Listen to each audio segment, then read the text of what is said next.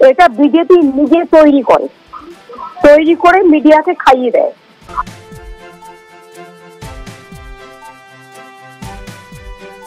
इसका नाम exit poll नहीं है, इसका नाम मोदी मीडिया पोल है। ये मोदी जी का पोल है, फैंटेसी पोल है उनका। Thank you.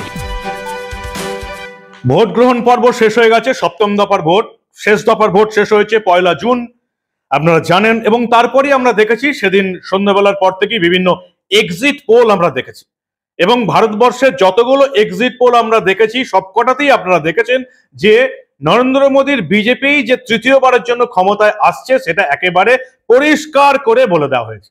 এমন কোনো এক্সিট পোল আমরা দেখিনি যেখানে এর উল্টো বলা হয়েছে। মোদীর বিজেপি তৃতীয়বারের জন্য ক্ষমতায় আসছে, এই এক্সিট পোল দেখার পরেই সব জায়গায় ঝড় উঠে গেছে। যেমন বিরোধী রাজনৈতিক মহলে ঝড় উঠেছে, তেমনি সোমবার সকালে শেয়ার বাজার খোলার সঙ্গে সঙ্গে ঝড় উঠে গেছে। কোথায় কি ঝড় উঠলো বলুন তো? রাজনৈতিক মহলে কি ঝড় উঠলো আর শেয়ার বাজারে কি ঝড় উঠলো? দুটো ঝড়ের কি সম্পর্ক আছে? আর এক্সিট পোল ঘোষণা হওয়ার পর কে কি কমেডি করলো সবটা দেখাবো। এই গুরুত্বপূর্ণ প্রতিবেদন শেষ অবধি দেখুন। আমি মানব, দ্য নিউজ বাংলায় আপনাদের স্বাগত জানাচ্ছি। এক্সিট পোল বেরোতেই শেয়ার বাজারে ঝড় উঠে গেছে। আজকে রবিবার শেয়ার বাজার বন্ধ, সোমবার একেবারে আমরা দেখলাম শেয়ার বাজার খুলতেই এক লাফে 2000 পয়েন্ট বাড়লো সেন্সেক্স। সোমবার কেনাবেচা শুরু হওয়ার 15 মিনিট আগে, অর্থাৎ প্রি ওপেন সেশনে, মানে এই 9টা থেকে 9:15, যেটা আপনারা জানেন, নিফটি 800 পয়েন্ট বৃদ্ধি পেয়ে প্রায় 23,227 পয়েন্ট 90 পৌঁছে যায়। 7 দফার ভোট পর্বের শেষে বুথ ফেরত যে সমীক্ষা এক্সিট পোল, তাতে বলছে 350-এরও বেশি আসন পেয়ে, 350 থেকে 400 আসন পেয়ে ক্ষমতায় আসতে চলেছে বিজেপির নেতৃত্বাধীন এনডিএ সরকার। এবং তারপরেই সোমবার বাজার খুলতে না খুলতেই শেয়ার বাজারে উঠে গেল ঝড়। একেবারে নতুন উচ্চতায় উঠে গেল ভারতের শেয়ার বাজার। এক লাফে বৃদ্ধি পেয়েছে সেন্সেক্স এবং নিফটি। ভোট গণনার আগের দিন সকালে 2000 পয়েন্টেরও বেশি সেন্সেক্স প্রাথমিক পর্বেই উঠে গেল, রেকর্ড লাভ দিয়েছে নিফটি। যদিও এই এক্সিট পোল একেবারেই মানেন না মমতা বন্দ্যোপাধ্যায়। আমাদের রাজ্যের মুখ্যমন্ত্রী বলছেন 2 দিন আগে বিজেপি এটা তৈরি করেছে, বিজেপি তৈরি করে দেওয়া এক্সিট পোল, এটা সঠিক হবে না, ক্ষমতায় আসছে INDI এর জোট। মমতা বন্দ্যোপাধ্যায় কি বলেছেন শুনুন আপনারা। এক্সিট পোল আমি 2016তেও দেখেছি, যখন বাংলায় ইলেকশন ছিল। আমি 2019-এও দেখেছি, আমি 2021-এও দেখেছি। আমি একটা এক্সিট পোল মেলাতে পারিনি। তার কারণ এটা বিজেপি নিজে তৈরি করে মিডিয়াকে খাইয়ে দেয়। এবং এই এক্সিট পোলটা তৈরি হয়েছিল আজ থেকে 2 মাস আগে, এবং সেই কোম্পানিটাও বিজেপির একটি কোম্পানি। আমি ডিটেলস জানি, এবং তোমরা ডিটেলস জানতেও পারবে। অবশ্যই যখন প্রেস করবে, নিশ্চয়ই ওয়ার্ডকে প্রেস করবে, কিছু বলবে। আমি তোমার পরিষ্কার বলছি, এক্সিট পোলের কোনো ভ্যালু নেই।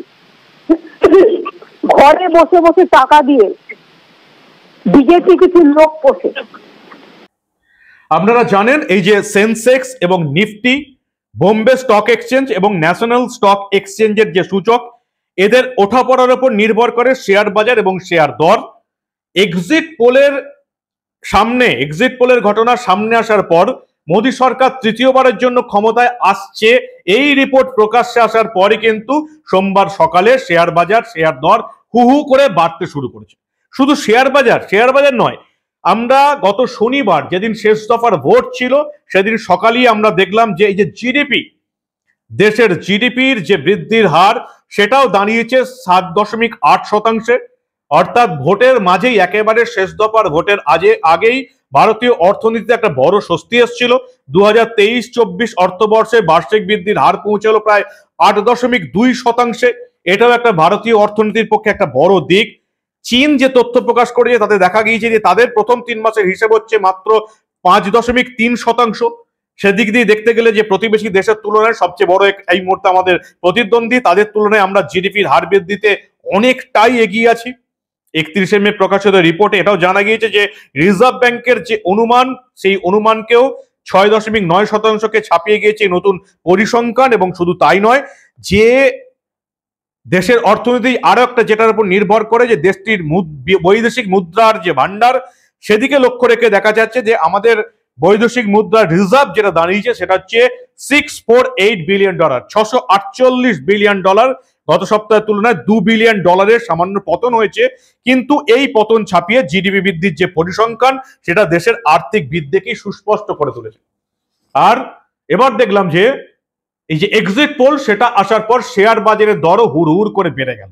যদিও সোনিয়া গান্ধীর ছেলে রাহুল গান্ধী তিনি প্রধানমন্ত্রীর স্বপ্ন দেখতে শুরু করেছেন, পরিষ্কার বলছেন যে INDI এ জোট 295টা আসন পেতে চলেছে এবং সোনিয়া গান্ধীর স্বপ্ন রাহুল বাবা প্রধানমন্ত্রী হবেন, সেই স্বপ্ন নাকি সফল হতে চলেছে। এই এক্সিট পোল সবটাই মিথ্যা। রাহুল গান্ধী কি বলেছেন শুনুন আপনারা।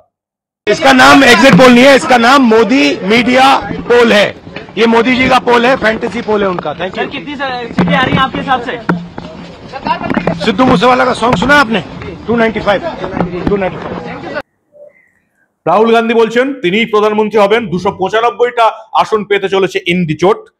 এদিকে প্রফিট আইডিয়ার প্রতিষ্ঠাতা ম্যানেজিং ডিরেক্টর বরুণ আগরওয়াল বলেছেন যে ভারতের এই 24 অর্থবর্ষের যে জিডিপি সেটা 7.8% বৃদ্ধি পেয়েছে।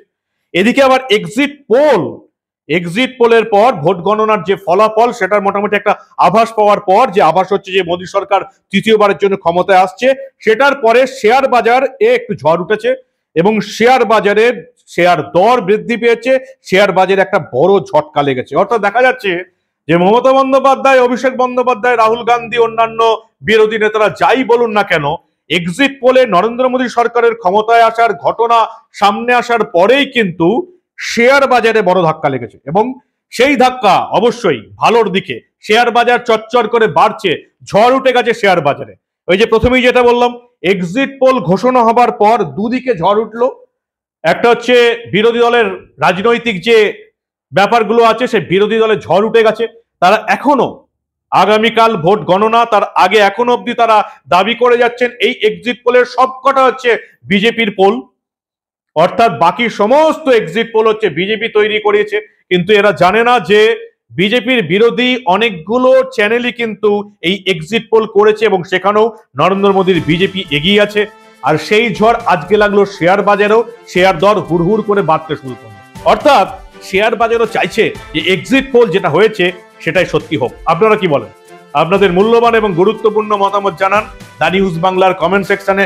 আর দেখতে থাকুন দা নিউজ বাংলা। ভারতীয় অর্থনীতির এই বৃদ্ধির ঘটনা, রাজনৈতিক বিরোধী দলগুলোর এইভাবে ভেঙে পড়ে আকাশ কুসুম কল্পনা করা আমরা আবার চেপে রাখতে দেব না।